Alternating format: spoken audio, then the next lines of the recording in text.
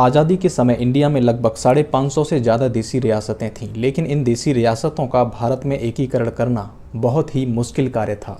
किंतु सरदार वल्लभ भाई पटेल ने अपनी सूझबूझ के कारण इंडिया में इन सभी देसी रियासतों का विलय बहुत ही आसानी से कर दिया था। विचारक सरदार पटेल के इस कार्य की सराहना करते हुए कहते हैं कि देसी रियासतों का भारत में विलय करना उन रियासतों के साथ लंबा युद्ध या संघर्ष करके ही संभव था, किंतु सरदार पटेल ने यह कार्य चुटकियों में कर दिया। तो नमस्कार साथियों, स्वागत है आप सभी का इंडो जीएस क्लासेस में। और इस क्लास में हम जानेंगे देसी रियासतों का एकीकरण किस तरीके से होता है। आपको लास्ट तक ये टॉपिक समझाने की जिम्मेदारी मेरी है, किंतु आपको वीडियो लास्ट तक देखना होगा और लास्ट में आप समझेंगे कि हमने इस वीडियो को वाकई में समझ लिया है, वाकई में हमें देसी रियासतों का एकीकरण समझ में आ गया है। तो चलिए समझते हैं इस टॉपिक को। तो देखिए, जब हमारा देश आज़ाद हो रहा था, आज़ादी के समय यहाँ पर इंडिया में दो तरह की जो राज्य थे। देखिए, एक तो थे ब्रिटिश प्रांत और दूसरे थे देसी रियासतें। ब्रिटिश प्रांत की बात करें तो जो कि ब्रिटिश सरकार के अधीन था, जो ऐसे प्रांत जो कि डायरेक्टली ब्रिटिश सरकार के अधीन थे, यहाँ पर ब्रिटिश का शासन रहता था। वहीं देसी रियासतों की बात करें तो यहाँ पर राजाओं के अधीन ये राज्य थे, लेकिन इनडायरेक्टली यहाँ पर ब्रिटिश का प्रभाव मौजूद था। आज़ादी की जब घोषणा होती है तो उस समय कहा जाता है कि 15 अगस्त 1947 को भारत को आज़ाद कर दिया जाएगा, साथ ही यहाँ पर पाकिस्तान के रूप में एक नया देश बनाया जाएगा। अब यहाँ इंडिया में एवं पाकिस्तान के हिस्से में जो भी देसी रियासतें मौजूद थीं जहाँ पर राजाओं का शासन था, उन रियासतों का क्या। तो देखिए, भारतीय भूभाग के अंतर्गत जो रियासतें आई थीं वो लगभग 552 रियासतें थीं। इन रियासतों के लिए 3 ऑप्शंस दिए गए। रियासतों से कहा गया कि वो या तो भारत में खुद को शामिल कर लें, या फिर पाकिस्तान में खुद को शामिल कर लें, या फिर स्वतंत्र रूप से अपना राज्य चला सकती हैं। लेकिन यहाँ पर होता क्या है कि अगर इन 550 से ज़्यादा रियासतों को स्वतंत्र घोषित कर दिया जाता, मतलब अगर ये स्वतंत्र रहती इंडिया में, तो इंडिया कभी भी अखंड तौर पर नहीं बन पाता, मतलब एक अखंड भारत का निर्माण नहीं हो सकता था। जगह जगह यहाँ पर छोटे छोटे राजाओं के राज्य बन जाते। इसका विरोध किया था नेहरू एवं सरदार वल्लभ भाई पटेल ने। विरोध का कारण यही था कि बिना देसी रियासतों के भारत में मिलाए हुए भारत कभी भी अखंड नहीं बन सकता है। इसके लिए उन्होंने माउंटबेटन से भी वार्तालाप किया एवं ब्रिटिश सरकार से कहा कि हम देसी रियासतों का मामला खुद के स्तर पर सुलझा लेंगे, ब्रिटेन को इसमें हस्तक्षेप करने की आवश्यकता नहीं है। इसके बाद रियासतों के एकीकरण के लिए रियासत विभाग बनाया जाता है और इसके प्रमुख बनाए जाते हैं सरदार वल्लभ भाई पटेल। सरदार वल्लभ भाई पटेल की देसी रियासतों के एकीकरण में बहुत महत्वपूर्ण भूमिका है और इनके सचिव थे वीपी मेनन। ये 2 लोग थे जिन्होंने देसी रियासतों का एकीकरण बहुत ही आसान कर दिया था। सरदार पटेल के प्रयासों से लगभग 549 रियासतें भारत में शामिल होने के लिए एग्री हो गईं, भारत में शामिल हो चुकी थीं। उन्होंने कहा रियासतों से कि आप देखिए, अगर आप स्वतंत्र रहते हैं तो आपकी जनता विद्रोह कर सकती है। विद्रोह कैसे कर सकती है? क्योंकि एक तरफ इंडिया है, उसमें बहुत डेवलपमेंट हो रहा है, बहुत सारे कंपनीज खोले जा रहे हैं, लोगों को रोज़गार दिया जा रहा है, वहीं नए नए रोड्स निकाले जा रहे हैं, हवाई जहाज चल रहे हैं। आपके क्षेत्र में कुछ होगा नहीं तो वहाँ की जनता आपके खिलाफ विद्रोह कर सकती है। इस तरीके के कई सारी तरीके बताए उनको, और जो देसी रियासत नहीं मान रही थी उनको थोड़ा दबाव भी डाला, थोड़ा उनको धमकाया भी। इस प्रकार 549 रियासतें एग्री हो गई थीं। लेकिन यहाँ पर 3 रियासतें थीं, जूनागढ़, हैदराबाद और कश्मीर। इनका बहुत बड़ा मसला था। अब ये शामिल नहीं होना चाह रही थीं। तो हम बात करेंगे इनमें क्या क्या मुद्दे थे और इनके भारत में विलय के लिए क्या कहानी थी, उसके बारे में हम चर्चा करते हैं। तो सबसे पहले हम समझ लेते हैं जूनागढ़ के बारे में। ये देखिए, 3 रियासतें हैं, हैदराबाद और ये यहाँ पर जूनागढ़ और ये कश्मीर। ठीक है, तो हम सबसे पहले जूनागढ़ रियासत के बारे में बात करते हैं। तो जूनागढ़ रियासत जो है गुजरात के अंतर्गत आती है। यहाँ पर ये है जूनागढ़ रियासत आपकी, ये जो आपको ग्रे कलर में दिख रही है यहाँ पर। ठीक है, तो यहाँ का जो नवाब था वो था महावत खां। कौन था? महावत खां। और यहाँ का दीवान था शहनवाज भुट्टो।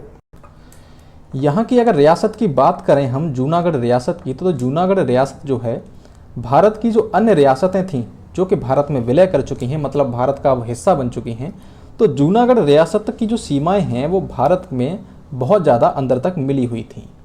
यहाँ की जनसंख्या की बात करें, आबादी की बात करें तो लगभग 80% आबादी हिंदू थी। ये हैं आपके महावत खान जो कि यहाँ के नवाब हैं। ये एरिया है आपका जूनागढ़ का, ठीक है। इस मैप में आपको बिल्कुल आसानी से दिख रहा होगा। नवाब जो था पाकिस्तान में शामिल होने का फैसला कर चुका था, लेकिन यहाँ की जो जनता थी वो हिंदुस्तान में मतलब भारत में शामिल होना चाह रही थी। अब जूनागढ़ के अधीन जो रियासतें थीं उनमें आपकी है मांगरोल और बाबरियाबाग, ठीक है। मांगरोल और बाबरियार ने भारत में शामिल होने की घोषणा कर दी थी। इन्होंने जो है नवाब के खिलाफ घोषणा कर दी कि आप पाकिस्तान में शामिल होना चाहते हैं लेकिन हमें शामिल नहीं होना है, और ये विद्रोह पर उतर आए थे। लेकिन यहाँ पर होता क्या है कि जो नवाब होता है जूनागढ़ का वो यहाँ सेनाएं भेज देता है अपनी, और पाकिस्तान से कई सारे गुंडे बुलवाकर यहाँ पर हिंदू कम्युनिटी थी उन पर अत्याचार करवाए थे। इसके बाद सरदार वल्लभ भाई पटेल, जिनको रियासतों के एकीकरण का कार्यभार सौंपा गया था, इन्होंने क्या किया कि जूनागढ़ में भारतीय सेनाओं को भेज दिया। अब जब सेनाएं यहाँ पर पहुँच जाती हैं, जब सेनाएं पहुँच जाती हैं तो नवाब जो है अपनी जान बचाकर पाकिस्तान भाग जाता है अपने कुत्तों के साथ में। इसको कुत्तों का बहुत शौक था, ठीक है, तो ये पाकिस्तान भाग जाता है।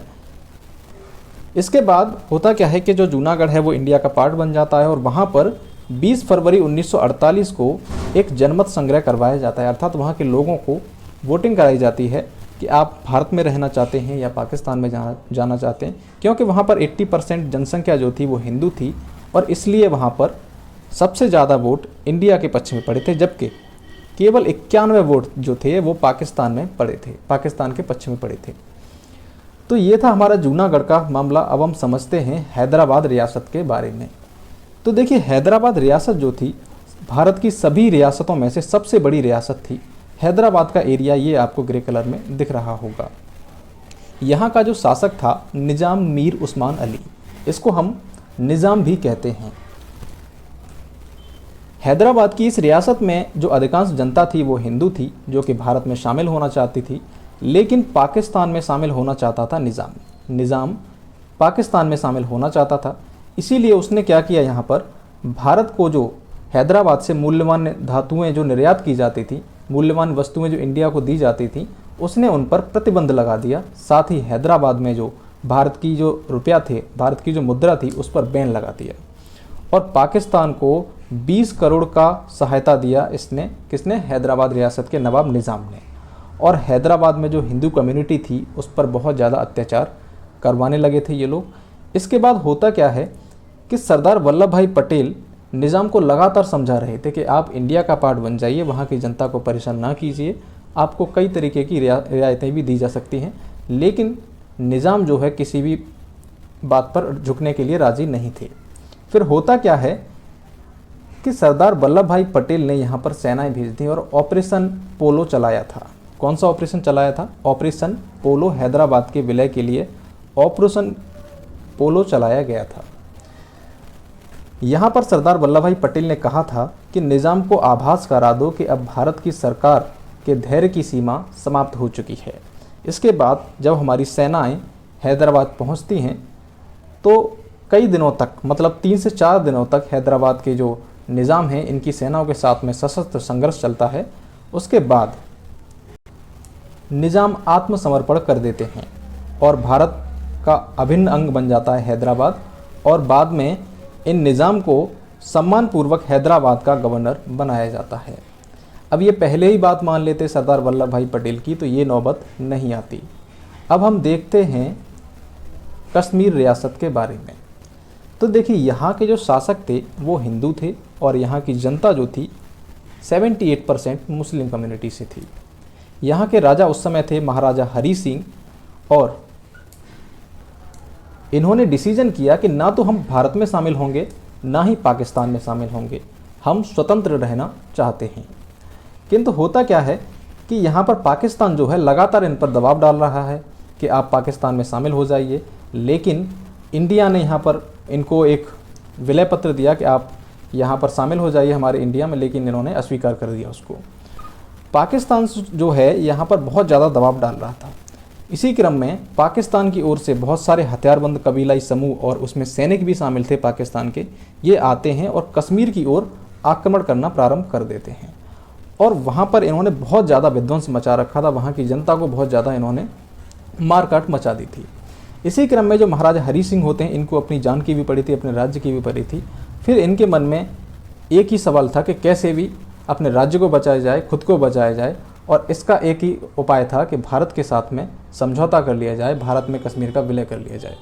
इसी क्रम में राजा हरि सिंह जो होते हैं, शेख अब्दुल्ला को हेल्प के लिए दिल्ली भेजते हैं। दिल्ली में जब शेख अब्दुल्ला आते हैं और इन सभी से मिलते हैं, जवाहरलाल नेहरू, वल्लभ भाई पटेल, इन सभी से नेताओं से वार्तालाप करते हैं कि ऐसी सिचुएशन हो चुकी है कश्मीर में कि वहाँ पर कोई भी लोग नहीं बच पाएगा, बहुत ज़्यादा मारकाट हो रहा है। इसी क्रम में 26 अक्टूबर 1947 को महाराज हरि सिंह जो हैं इस विलय पत्र पर हस्ताक्षर कर देते हैं और कश्मीर को भारत में शामिल कर लिया जाता है। फिर अगले ही दिन 27 अक्टूबर 1947 की सुबह भारत की जो सेनाएं थीं वो हवाई जहाज़ों से कश्मीर पहुंच जाती हैं, और जो भी वहां पर कबीलाई समुदाय जो वहां पर पाकिस्तान से आकर भारत की सीमा में प्रवेश करना चाह रहे थे, कश्मीर की सीमा में प्रवेश करना चाह रहे थे, वहां पर जो कत्लेआम मचा रहे थे, उन सभी को खदेड़ दिया, बुरी तरीके से वापस पीछे हटा दिया। अब यहाँ पर समझने वाली बात यह है कि कश्मीर के मुद्दे पर सरदार पटेल को यहाँ पर दूर रखा गया था।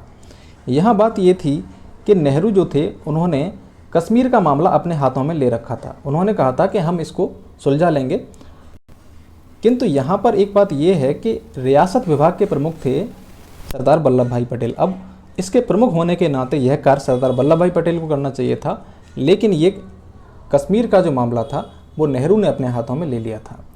यहाँ हरि विष्णु कामत कहते हैं कि पटेल ने अत्यंत दुख के साथ कहा था कि यदि जवाहरलाल नेहरू ने कश्मीर को अपना व्यक्तिगत विषय बनाकर मेरे गृह विभाग और रियासत विभाग से अलग नहीं किया होता तो कश्मीर की समस्या उसी प्रकार हल होती जैसे हैदराबाद की हुई थी। मतलब सरदार वल्लभ भाई पटेल यहाँ कह रहे हैं कि कश्मीर में जो समस्या है वो होती ही नहीं, जैसे मैंने हैदराबाद का विलय यहाँ पर कराया था इंडिया में, वैसे ही कश्मीर का भी करा लेता। तो इस प्रकार हमने देसी रियासतों के एकीकरण को समझ लिया है, और मैं आशा करता हूं कि आपको ये वीडियो समझ में आया होगा। अगर आपको ये वीडियो पसंद आया है तो वीडियो को लाइक करें, साथ ही चैनल को भी सब्सक्राइब करें, और मैं आपसे मिलता हूं एक नए वीडियो में।